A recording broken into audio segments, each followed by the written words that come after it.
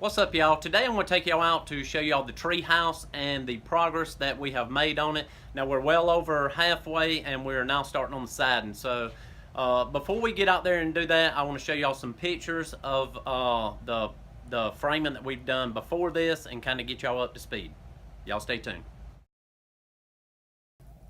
So we actually started building the floor to the treehouse about 3.5 years ago. We used some lumber from our old deck to build that. And we just started on the roof a month or so ago, and we used 2x4s for the rafters. They're only about 6 foot long, and then we got a couple 2x6s for the ridge beam, I guess is what you call it, the beam that goes across the middle that those fasten to. But anyhow, we've got 4x4s on the corners, and then we got 2 4x4s about halfway on the front and back, and that will carry the weight of that ridge beam.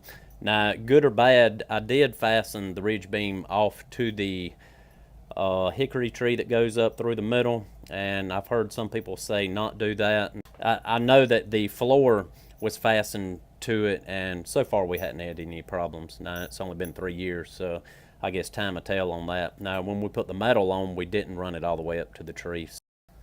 In the next clip, it shows the boot I put around the tree, and I basically took an inner tube, cut it like a sandwich, and put both pieces around it. I'm not going to go into detail on this, and I'll put a link to it at the end of this video for y'all to check out. But there's the 3 trees that goes up through it, and I had the tree guy cut 2 of them off where they're level with the roof.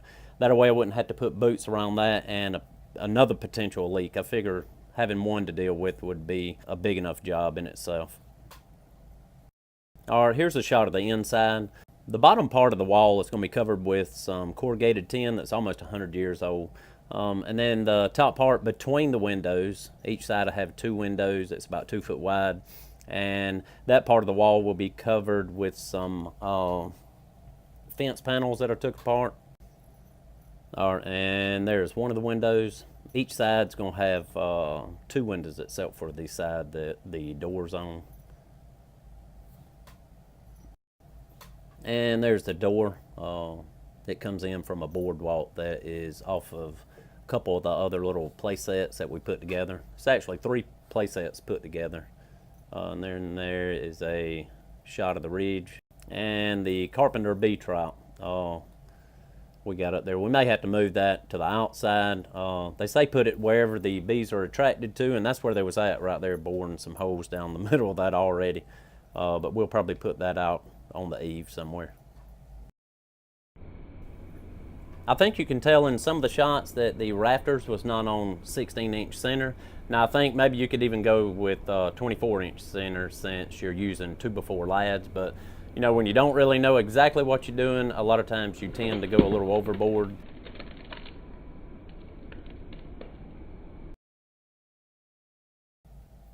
And here's the stack of fence panels that I took apart. I think that was about 8 panels, so that should be enough wood to go all the way around it. And this is how I cut all the metal.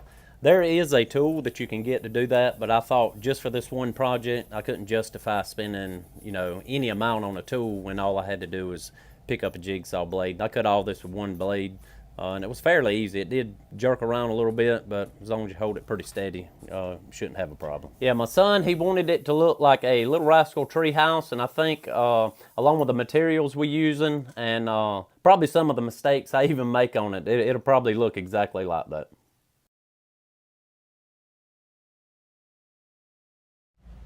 If y'all want to see the next update on the treehouse, if y'all would subscribe to the channel and give us a thumbs up.